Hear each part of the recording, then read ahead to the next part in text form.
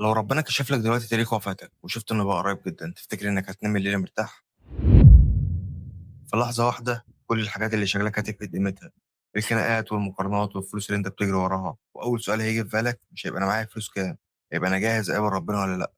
تفتكر كل صلاة أجلتها وكل توبة قُلت عليها بعدين، وكل ذنب كنت بتقول ربنا غفور رحيم، وفجأة كلمة بعد كده هتختفي من قاموسك، بس الحقيقة المرعبة إن في ناس كتير ماتت النهارده وكان عندها نفس خطتك.